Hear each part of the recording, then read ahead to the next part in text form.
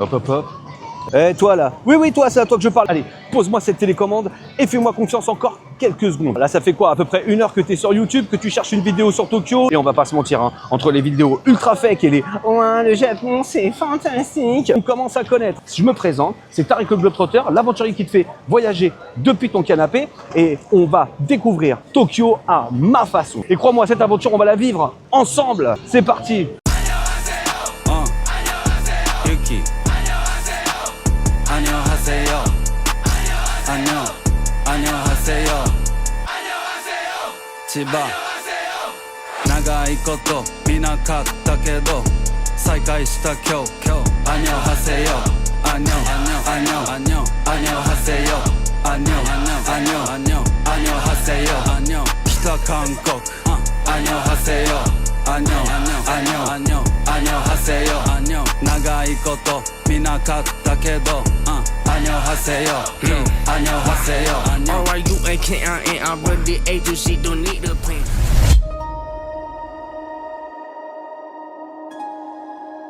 Là, tu enlèves tes chaussures à l'entrée. Comme ceci, tu vois, c'est écrit, pas de chaussures. Là, tu vas mettre tes chaussures dans la box. Tu vas même récupérer tes petits chaussons après, tu vois. Donc voilà, vous avez tout plein de petits lockers comme ça. Vous pourrez y mettre votre valise, vos chaussures à l'entrée et puis ensuite, vous accéderez à votre chambre.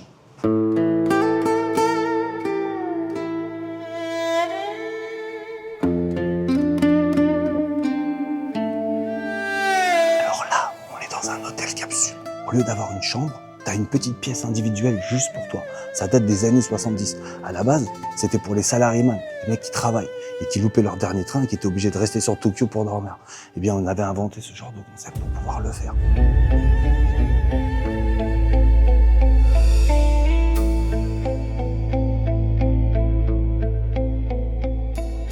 Un espace ultra compact où tout est optimisé en fait. Regarde, il y a la lumière, la ventilation, l'écran, la prise. Et surtout, t'as une super propreté, quoi. C'est minimaliste, mais c'est hyper intelligent.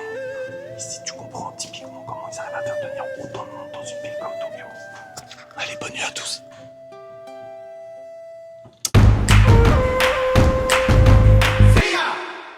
Bon, les hôtels capsules, c'est super pratique, hein. À chaque fois que je viens à Tokyo, je les prends parce que c'est pas cher. Et l'organisation, elle est super bien faite. Franchement, à chaque fois, je me le dis, petit déj gratuit dans cet hôtel. Ça, c'est quand même super pratique. Alors, on a du riz. Et on a du curry. Une sauce. C'est du riz et du curry, quoi. Faut être motivé. Bon, c'est mon premier jour à Tokyo. Et mon premier petit déjeuner. Bon, on va s'adapter, hein.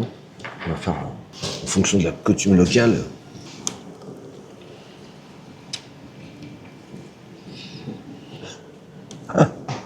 Écoutez, l'aventure va commencer. J'espère que vous êtes installés confortablement parce que je peux vous dire que ça va bouger dans tous les sens. Bon allez les copains, là pour ce premier spot, je vous emmène dans un musée, le musée du futur, ici à Tokyo. Et honnêtement, je sais pas trop à quoi m'attendre. Donc plusieurs parties, forêt, eau, air. Donc on va bien voir à quoi ressemble tout ça. Et c'est à nous de choisir les mondes dans lesquels on va. On fait quoi? On commence par Garden? Vas-y, on commence par là. C'est où? C'est là? C'est quoi? Wow! Ah ouais, c'est... Wow!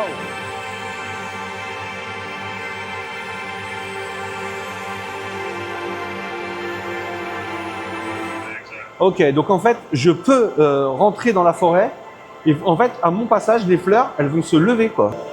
Elles sont suspendues à des petits fils. Ça commence bien ce vlog là. Regardez ça.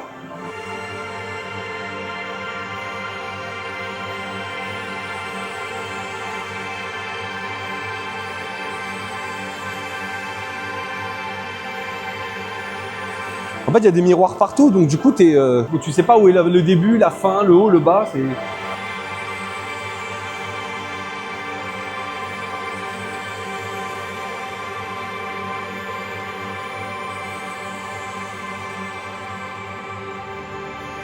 Donc pour ceux qui n'ont pas compris où je suis, c'est le Team Lab Planet ici à Tokyo. Franchement, c'est impressionnant comme truc. J'ai adoré.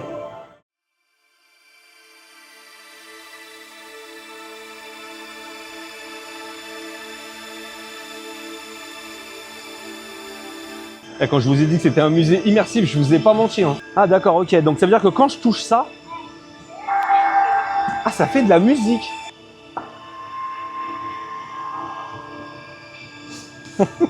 C'est un délire. 3, 2, 1. Ah ça glisse super vite. Ça sert à rien de chercher des vidéos sur Tokyo. Les bonnes et les meilleures, c'est là que ça se passe. Je ne sais pas trop à quoi ça sert de faire ça.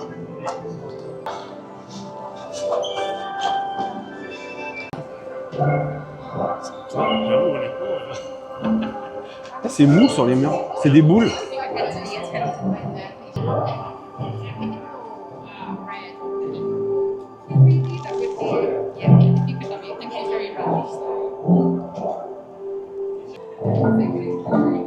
Ça fait de la musique quand je saute dessus, t'as vu, ça fait des petits bruits.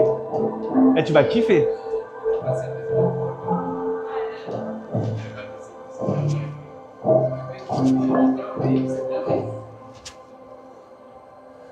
Incroyable. Ah c'est mou. T'as vu ou pas? C'est pas dur. Ah ouais. Toujours pareil, hein, ça fait des petites musiques. Ah c'est super. Ah, là tu fais un dessin de quelque chose, tu choisis. Alors je sais pas si c'est eux qui choisissent le dessin ou si c'est toi qui le fais toi-même. Et en fait tu peux l'envoyer après dans l'écran le dessin. Un petit bonhomme. Ouais, et là on va dessiner un avion. On va écrire Tariq le Globetrotter sur l'avion. Regardez mon avion. Il est beau ou pas? On va envoyer ça dans l'écran. Voilà, elle va le scanner. Ah, il est là, regardez. Et il s'envole.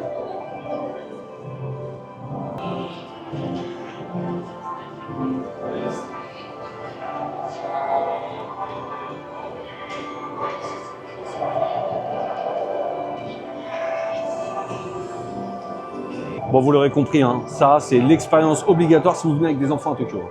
Et c'est parti pour le Water World. Donc là, on a enlevé nos chaussures, nos chaussettes, on est pieds nus. Hein. Regardez, je suis pieds nus dans le monde Water World.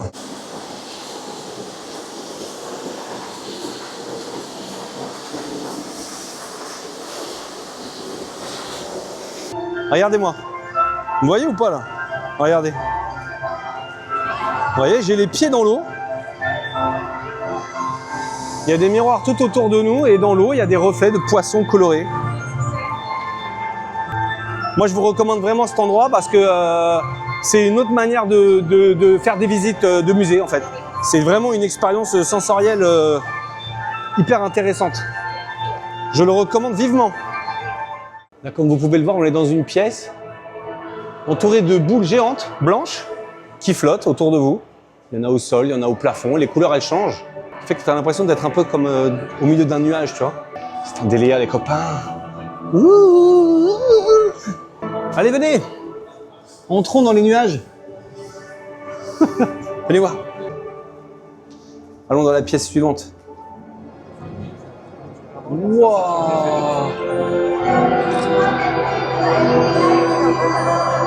En fait, on est entouré de LED qui descendent comme des gouttes d'eau. C'est trop bizarre. Et en fait, elles s'allument, elles s'éteignent avec la musique, le son, l'odeur. On sait pas trop où on est, tu sais, miroir au sol. Regardez, ça monte vachement haut au-dessus de ta tête. C'est trop bizarre comme sensation. J'ai l'impression d'être dans un film de science-fiction, carrément.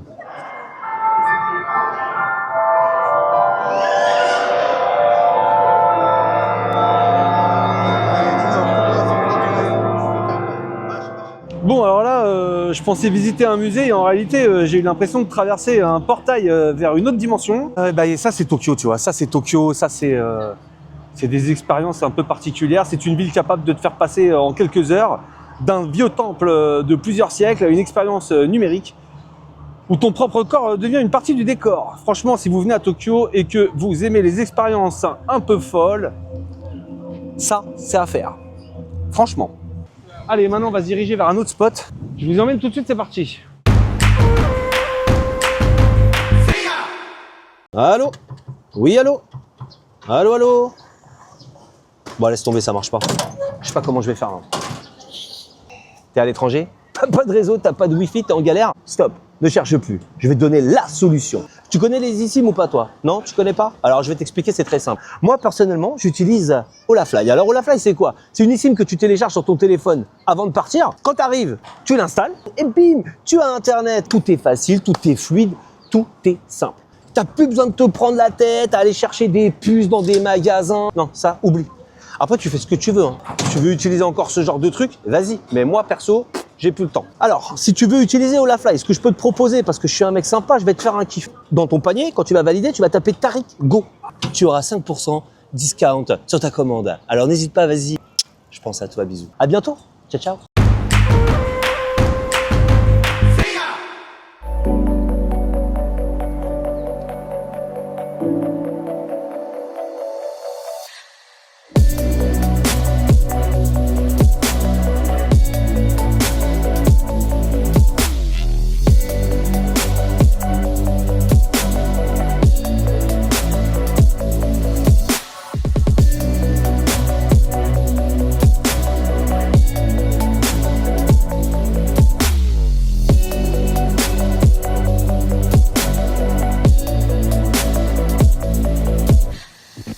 Nous sommes dans le quartier de Shibuya. Je vous emmène traverser le Shibuya Crossing.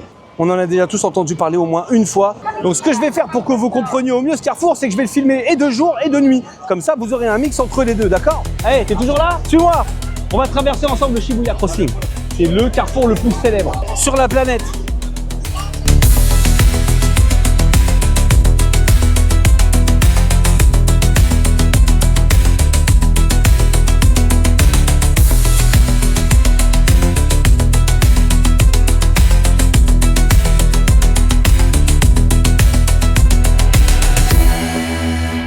Plus de 260 000 personnes le traversent chaque jour, ce qui fait à peu près 1200-1300 personnes qui le traversent à chaque passage. Toi, tu es sur ton canapé et je t'emmène avec moi, regarde. Tu es en train de traverser le Shibuya Crossing.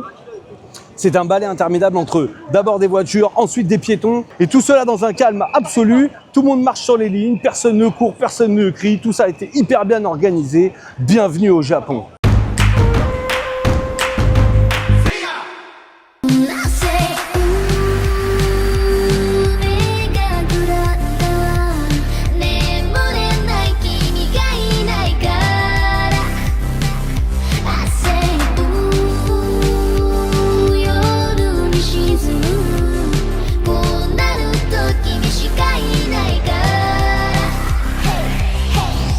Bon là on est à Akihabara, c'est le quartier de l'électronique à Tokyo, mais pas que, parce que ici tu as tout ce qui touche à la tech. C'est un mélange entre le futur et la culture japonaise moderne.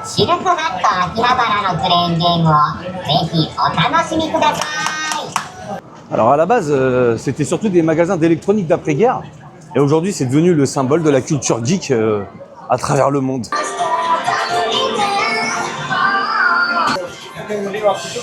Bravo! Ah, il remplit des sacs. Ah ouais, regarde. Il avait 3 sacs pleins, le mec. Il doit passer sa journée ici, en fait. Ce qui est un peu fou dans ce quartier-là, c'est tous les néons et surtout toutes les façades des bâtiments, là. Il y en a partout. Des écritures, des pubs. Tu sais plus trop où donner de la tête, en fait. Alors après, il faut découvrir, il faut rentrer, il faut voir. Donc là, on est rentré dans un de ces magasins qui a pignon sur rue. Donc, ils vendent des cartes Pokémon. Et encore, je sais même pas si c'est Pokémon, ça. En fait, le truc qu'il faut savoir, c'est que moi, je suis pas du tout dans ça, quoi. Donc peut-être que vous, en voyant les images, vous allez vous dire, mais il est con, quoi, c'est ça, là. Mais moi, ça, je connais pas. Je suis pas fan, je m'en fous royal en plus, c'est pas du tout ce qui m'intéresse. Jujutsu Kaisen を手に入れたそのね、Jujutsu Kaisen がやっぱ僕さ、すごい前ねカフェをやったんよ。Eh les gars, là, je sais pas ce que je viens de trouver, mais alors, c'est un délire. Et je suis tombé sur ce petit endroit là, un petit local avec plein de petits distributeurs, tu vois. Sur le panneau, il y a écrit « La machine de divination, voyance se trouve dans ce bâtiment et il y a aussi des distributeurs à l'intérieur. » Donc c'est un endroit où il y a des distributeurs et c'est des espèces de créateurs qui ont fait ça. J'aimerais savoir c'est quoi ces boîtes là. Là, il y a écrit « J'ai traversé le célèbre carrefour de Shibuya avec 3 de mes amis idiots du lycée en short avec nos salaires. Tout le monde était absorbé par son smartphone et personne ne l'a remarqué. » En gros, voilà quoi, c'est des artistes qui laissent des petits messages et puis qui mettent des objets qu'ils auraient créés eux-mêmes à l'intérieur. C'est très bizarre comme endroit.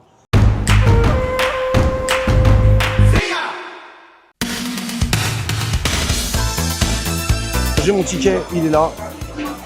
Nous allons au temple d'Asakusa, le Sansoji, l'un des plus vieux temples ici à Tokyo.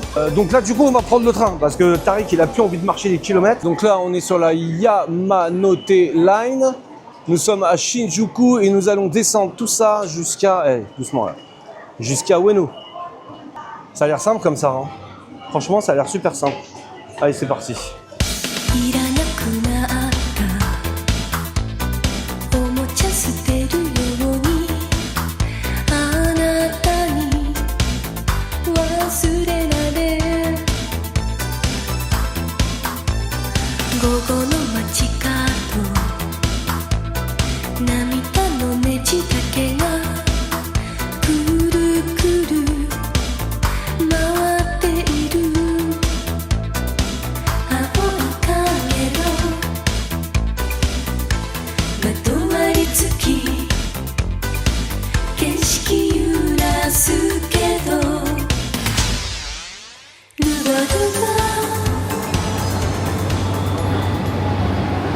La discipline, hein. C'est dingue, hein.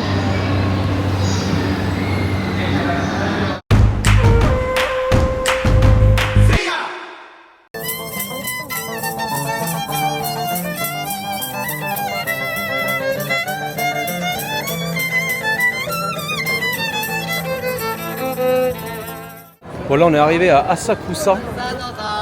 Je cherche, avant de commencer cette matinée au temple Sansoji, à manger des melon pan. Arigato. Arigato.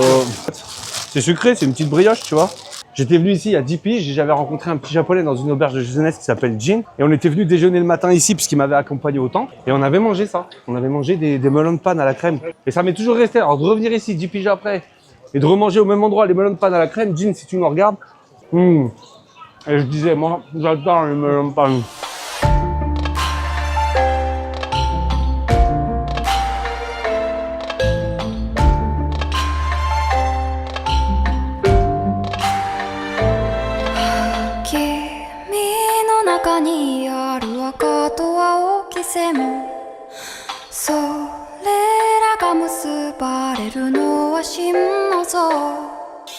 Donc là on est devant le temple Sansoji, le plus vieux temple du Japon. C'est un temple bouddhiste qui date du 7e siècle. Alors ce que vous voyez derrière moi là, c'est la Kaminamiron, c'est la porte du tonnerre. Alors selon mes informations, il semblerait que cette lanterne pèse à peu près 700 kg, ce qui est le poids d'une petite voiture.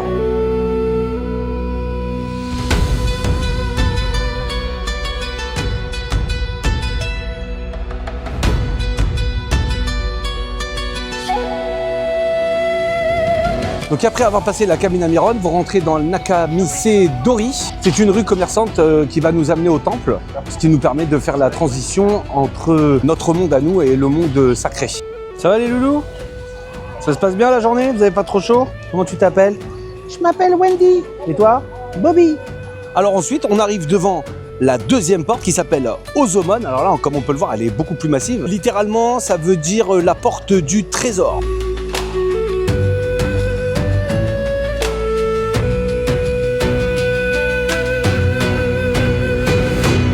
Alors, ce que je m'apprête à vous montrer maintenant, ça s'appelle les omikuji. Alors, pour commencer, ce qu'on fait, c'est qu'on va mettre une petite pièce là-dedans. Vous prenez cette boîte, à l'intérieur de laquelle il y a des bâtonnets avec des numéros dessus. Vous la secouez, vous la retournez, vous la tirez, il y a un numéro, le numéro, vous le prenez. Là, j'ai tiré le numéro 18. Ensuite, vous vous retournez vers ces petites boîtes qui sont là en face de vous. Vous prenez le papier qui est à l'intérieur et ça vous donne une prédiction. Voilà le papier que j'ai tiré. Juste en anglais, derrière, il y a écrit Good Fortune. Le numéro 18, Bonne Fortune, dit que les nuages vont se dissiper et la lune apparaîtra. Les soucis qui te pesaient depuis longtemps vont s'effacer, révélant ta vertu et ton bonheur. Tes souhaits se réaliseront, une personne malade guérira, un objet perdu sera retrouvé et une personne attendue arrivera. Construire une nouvelle maison ou déménager est positif, voyager est favorable et mariage comme emploi sont bien annoncés. En gros, tout roule pour toi. Mais c'est incroyable. Parce qu'il y a 10 ans de ça, quand je suis venu, j'ai tiré le même numéro. Le numéro 18. Et la probabilité sur 100 numéros, elle est quand même hyper faible. C'est dingue, je vais vérifier que c'est pas la même chose partout. Par exemple, si j'avais tiré 97, Bad Fortune. J'ai tiré le même papier il y a 10 ans. C'est complètement dingue. Alors ici, devant le temple Sansoji, les gens ils viennent se jeter de la fumée sur eux. De la fumée d'encens qui vient de ce gros brûleur. Alors au Japon, cette fumée, elle est censée purifier, protéger et porter chance. Et les Français viennent beaucoup ici s'en mettre. Parce qu'ils ont tellement de problèmes dans leur pays qu'ils viennent beaucoup se mettre de fumée sur eux. Vous avez des problèmes, monsieur, à mettre dans l'encens ou pas? Non, aucun problème. Non. Bon, vous, ça va, parce que vous êtes au Japon, vous êtes détendu. Mais en vrai, en revenant à Paris, vous allez peut-être acheter quelques bâtons d'encens. Ouais, on est d'accord. Allez, bonnes vacances. 目を閉じて思い出す過ぎ去りしあの頃を戻れない帰れない広がった深い闇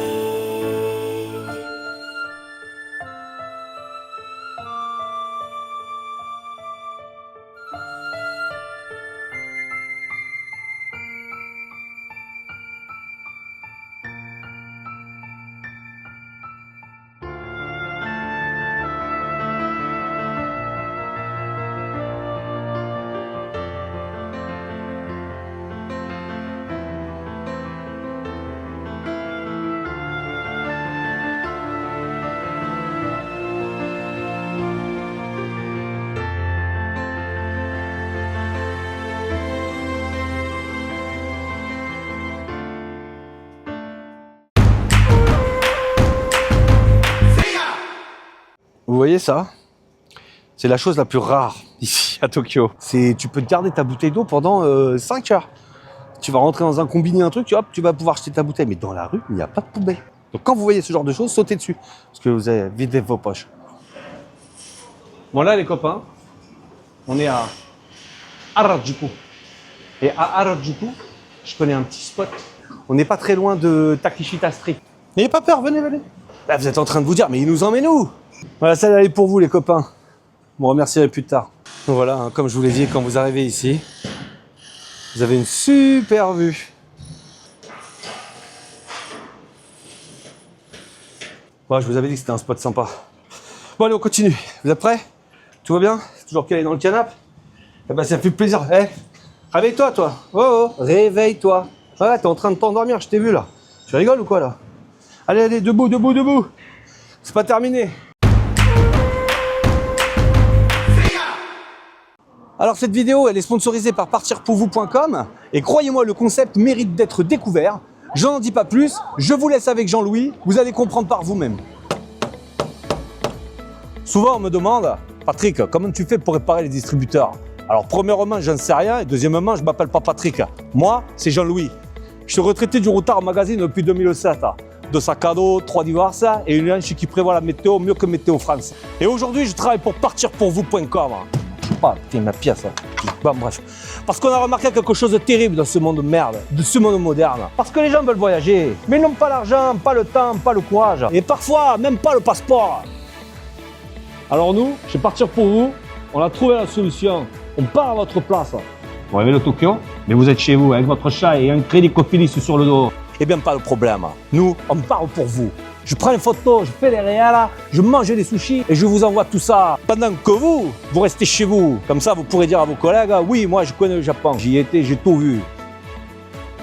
Alors, si vous aussi, vous n'avez pas l'argent, les vacances ou la motivation de faire vos valises, cliquez sur partirpourvous.com et nous, on partira à votre place. Et vous pourrez dire à tout le monde que vous l'avez vécu comme si c'était vous. Allez, je compte sur vous. Cliquez. N'oubliez pas le .com.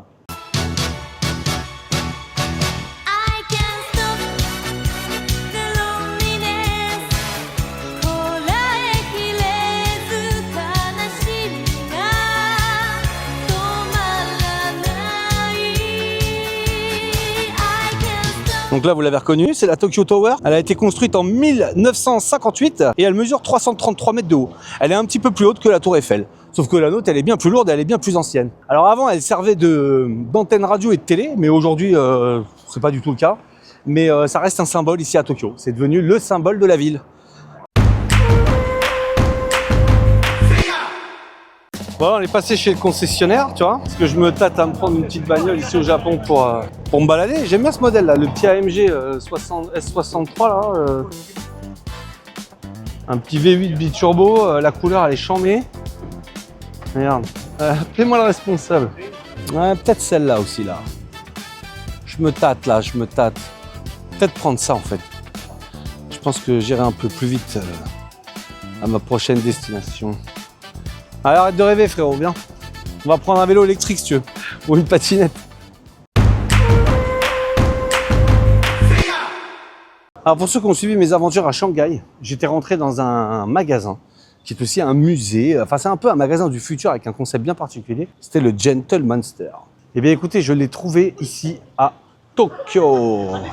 Alors, pour ceux qui ont vu Shanghai, vous savez c'est quoi le concept des Gentle Monster. Et pour ceux qui viennent de débarquer sur la chaîne et qui découvrent avec moi ce magasin aujourd'hui, Gentle Monster, c'est une marque de lunettes. Je ne sais pas ce que vous en pensez.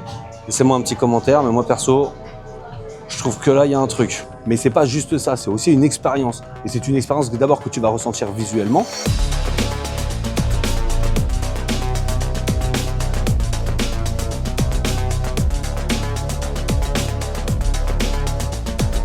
Avec tout ce qu'ils ont ici, c'est-à-dire qu'il y a pas mal d'expositions de différentes choses. Et en fait, tu vas prendre déjà une claque visuelle, tu vas ressentir quelque chose et ensuite tu achètes le produit. Tout simplement. Moi, j'ai trouvé une paire, la paire qui tue. Tu vois, Saint-Tropez cet été, là, sur mon yacht.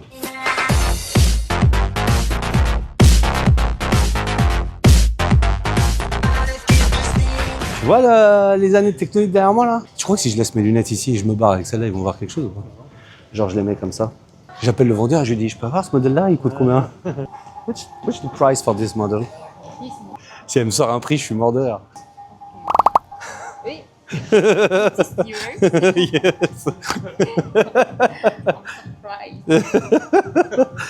You don't have a price? Thank you so much.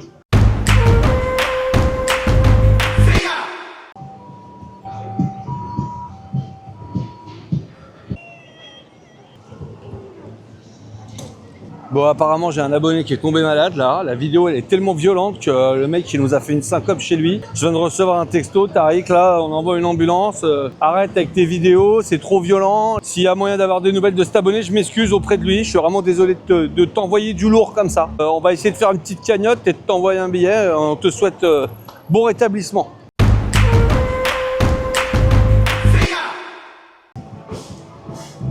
Bon, il est 19h, on a faim et on cherche un petit restaurant halal. Nous, on utilise une application qui répertorie tous les restaurants musulmans et donc halal autour de vous. Donc, je vais sur mon téléphone, je vais dans cette application-là qui s'appelle Halal Gourmet Japan. Voilà, vous la voyez. Et en fait, vous notez l'endroit où vous vous trouvez et lui va répertorier autour de vous tous les restaurants halal qui se trouvent autour de vous. Bon, voilà, ça peut vous aider. Notez-le vous, écrivez-le quelque part, téléchargez-la tout de suite. Halal, halal quoi? C'est quoi? Halal gourmet, c'est ça, halal gourmet. Voilà, ça c'est une petite parenthèse. Donc voilà, arrivé dans le restaurant. On va arrêter de se contenter du riz et de la sauce curry de l'hôtel, comme des crevards pour faire les économies.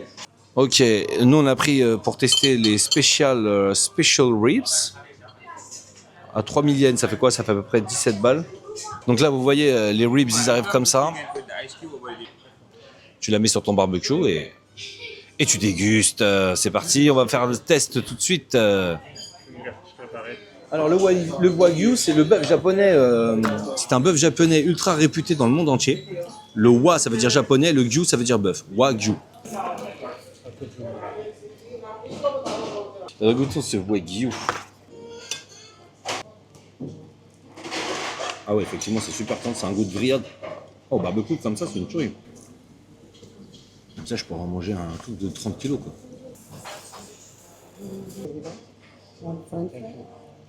Incroyable, le gars. Non, franchement, c'est super bon. Bon, bah écoutez, j'ai bien mangé.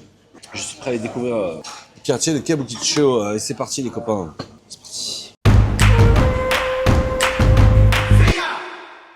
Alors ici, à Tokyo, vous voyez très souvent des photos de mecs comme ça, super beaux gosses. Ça s'appelle des hosts. Leur job, c'est de tenir compagnie à des femmes, discuter, les flatter, les faire sentir spéciales. Si un jour vous venez à Tokyo et que vous rentrez dans ce genre d'endroit, que vous êtes un petit groupe de jeunes filles, sachez que les garçons ne sont pas du tout intéressés par vous. Ils sont payés pour vous faire sentir belle. Voilà, c'est ce genre de petit scam qu'il faut savoir ici à Tokyo. Et avec le code Tariq Grosse, vous aurez 25% de réduction sur votre soirée host, les filles. Alors allez-y, n'hésitez pas. Stay with me 真夜中のドアを叩き帰らないでと泣いたあの季節が今目の前 Stay with me 口癖を言いながら二人の時を抱いてまだ忘れず大事にしていた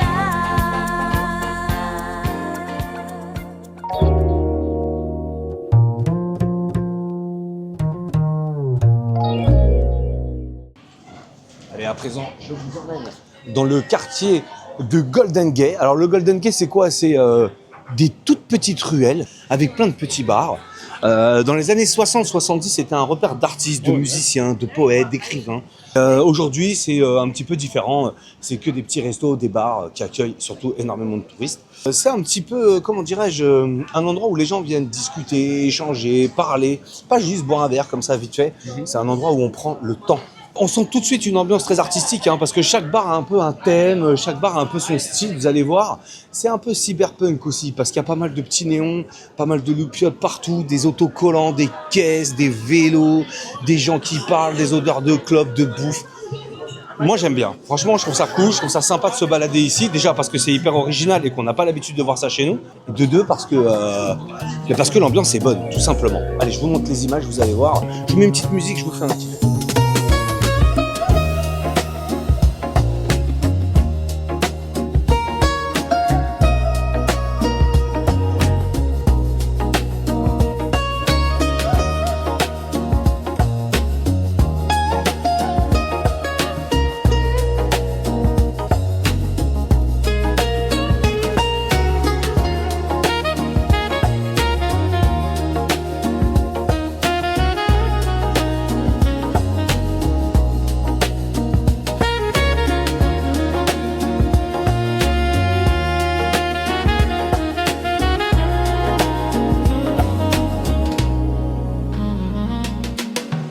Allez, changement d'ambiance. Je vous emmène maintenant à Omoide Okocho, qui veut littéralement dire la ruelle aux souvenirs. Vous allez voir, ça va être incroyable.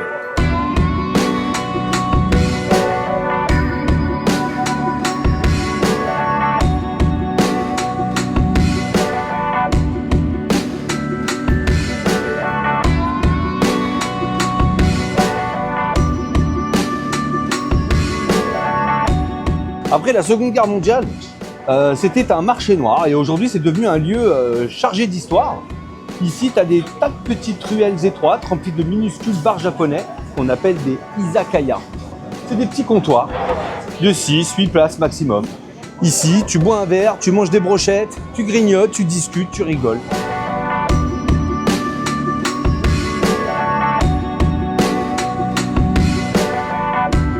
C'est brut, c'est vivant. C'est un Tokyo qui a presque disparu en fait.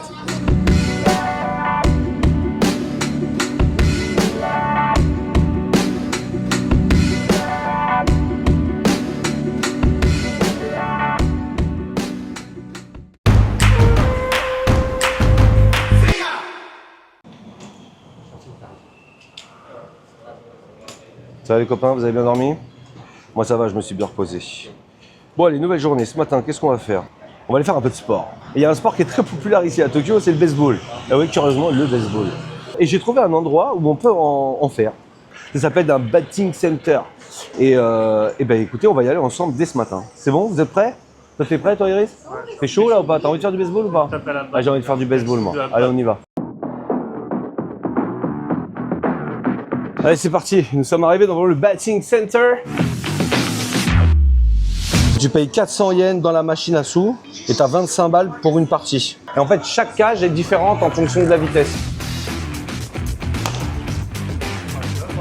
Elle arrive super fort. Putain, je vais y arriver, je vais arriver. Ah,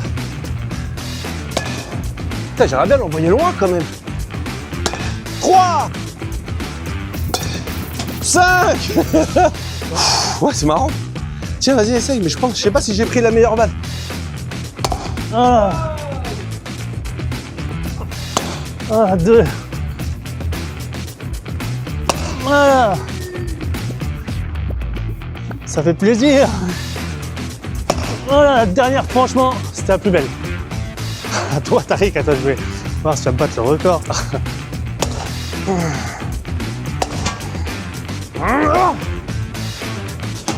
Putain, j'en touche pas une.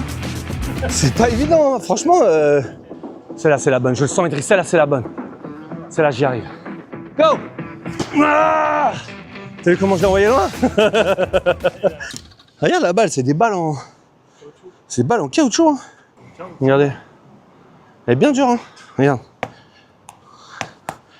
Si tu te la prends dans la tête, à mon avis. Bon, bah, c'était bien cool, hein. Bon, bah, écoute, hein. C'était sympa, non? Ouais, c'était assez physique. C'était physique, hein. Et franchement, respect à ceux qui font du baseball et qui arrivent à toucher toutes les balles, parce que franchement, là... Ouh. Bref, allez, on continue vers le prochain spot. Bon, à présent, on arrive devant le Meiji Jingu. C'est l'un des sanctuaires les plus importants de Tokyo. Et ce qui est fou, c'est qu'on est en plein cœur de la ville. Et là, ce qui est bien quand on arrive ici, c'est qu'il y a plus de bruit, plus de néon. Tout change, quoi. On passe du Tokyo cyberpunk à une Tokyo version spirituelle en quelques secondes.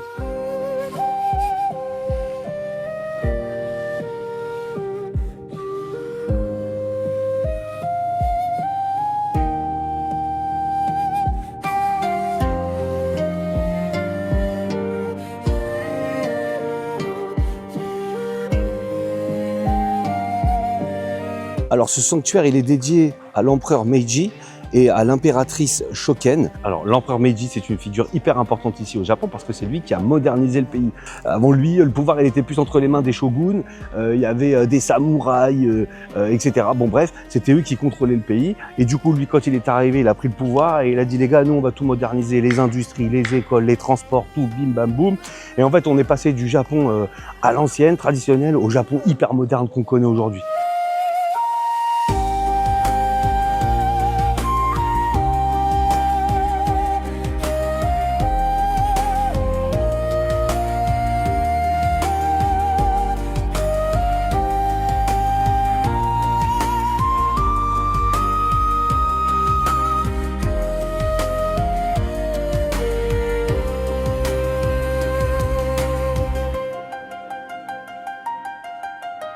Là, ce que vous voyez, c'est des petites plaques en bois. Ce sont des ema. Les gens, ils écrivent leurs vœux dessus, leurs prières et parfois des messages très personnels. Et puis, ils les accrochent ici pour les confier aux divinités. C'est un peu le mur des souhaits version japonaise. Alors, le mot ema veut dire image de cheval. Parce qu'à l'époque, les gens, ils ne laissaient pas des messages comme ça. Ils offraient des chevaux aux divinités. Et avec le temps, bien évidemment, ça a changé. Et donc, pour ceux qui voudraient savoir comment ça s'appelle des ema. Et ça veut dire image de cheval. Donc là, ce que vous voyez derrière moi, ce sont des fûts de vin français qui ont été offerts par la France au Japon, et plus précisément à l'empereur Meiji, parce que comme je vous l'ai expliqué tout à l'heure, l'empereur Meiji s'était tellement ouvert à la modernité et au développement qu'il avait rencontré donc des Français. Et il avait été captivé par la culture du vin dans notre pays, et donc du coup les Français, en signe d'amitié, ils lui ont offert plusieurs fûts de vin, et plus précisément de la région de Bourgogne. Et ce qui est intéressant, c'est que regardez, de l'autre côté, on a ces fûts de saké qui ont été offerts à l'empereur Meiji, toujours, hein, par des brasseries japonaises. Et ce qui est marrant, c'est qu'en fait, d'un côté, on a ces fûts de saké qui représentent l'ancien Japon, j'ai envie de vous dire, à la modernité avec les fûts de vin français. C'est ça que j'aime bien à Tokyo, c'est que tu as des rues avec des néons partout, tu as des transports en commun blindés, des passages piétons où il y a des millions de personnes qui passent. Et à côté de ça, tu as des temples comme le Meiji Jingu où tu viens faire une petite pause spirituelle pour te détendre dans ta journée, au milieu d'un parc, entouré d'arbres. Et ça, franchement, ça c'est la petite pause, tu vois, c'est la petite pause dans la journée, ça fait plaisir.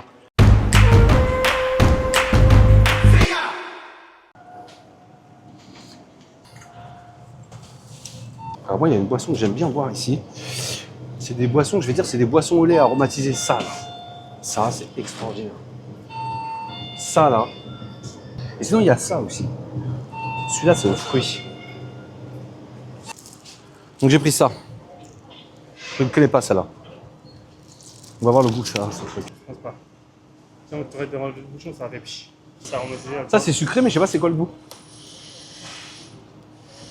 Alors c'est une boisson japonaise, Suntory Sesame Mill. En gros c'est une boisson santé énergie douce au goût yaourt avec des ingrédients mis en avant pour un côté de forme quotidienne. Pour rester frais comme un samouraï qui a bien dormi même si tu as marché 10 km dans Tokyo. Ouais super ChatGPT, fait de l'humour.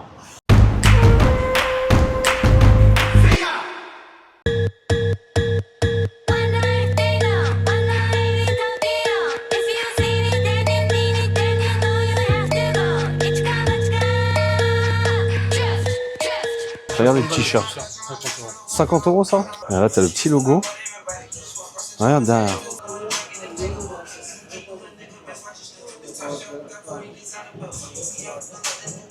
Lourd. Regardez ça.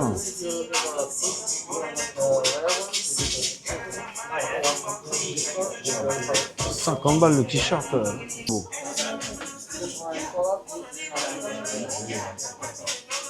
Vaut mieux que je sorte de cette boutique rapidement. Parce que là, les t-shirts, ils étaient trop magnifiques. C'est carrément 50 balles, mon gars, il m'a cassé la tête. Et je fais ça, c'est bon, je mange plus pendant 3 jours.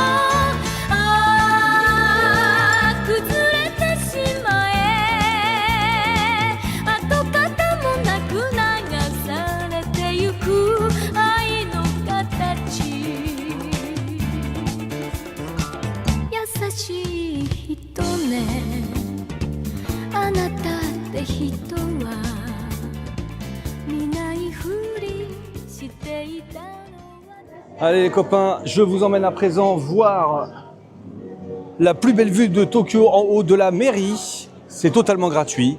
C'est l'observatoire. Il se trouve au 45e étage de cette magnifique mairie de Tokyo. Alors déjà, quand on la voit de l'extérieur, c'est un monstre. Mais alors, une fois qu'on arrive à l'intérieur, nous voilà dans une pièce comme celle-ci. Voilà, donc c'est une grande salle, hein. Vous avez des baies vitrées. Et regardez ce que vous allez avoir comme vue. 虜になってしまえばきっとこの夏は充実するのもっともう戻れなくたって忘れないででも気持ちを伝えてしまえばいつかこの夢は覚めてしまうだろうな青い影が揺れる街角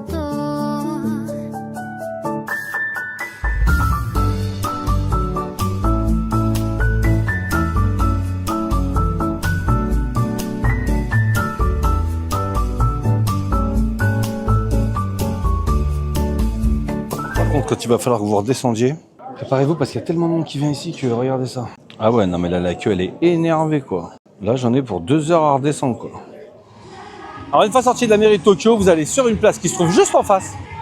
Et sur la façade de la mairie, vous avez un show light. Il y en a un toutes les demi-heures. Et ça aussi c'est gratuit. The next station is Tokyo.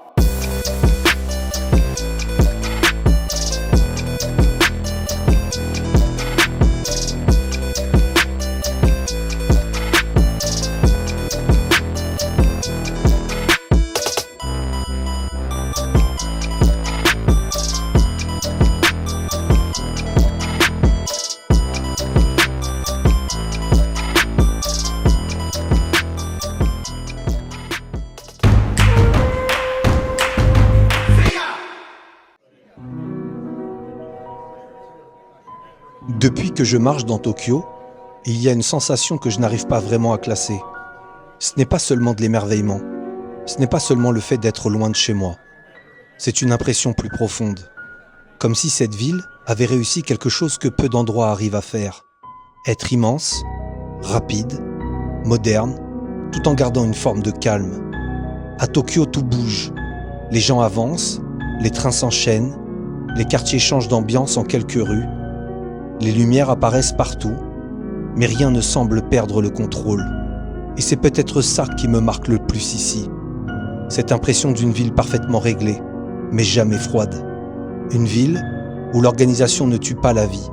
Au contraire, elle lui donne un rythme. Quand je marche ici, je ressens une forme de respect permanent. Pas un respect spectaculaire, pas quelque chose qu'on affiche. Un respect discret, dans la manière de se déplacer, dans le silence des transports, dans cette façon de faire attention à l'espace de l'autre. On sent que chacun essaie de ne pas gêner.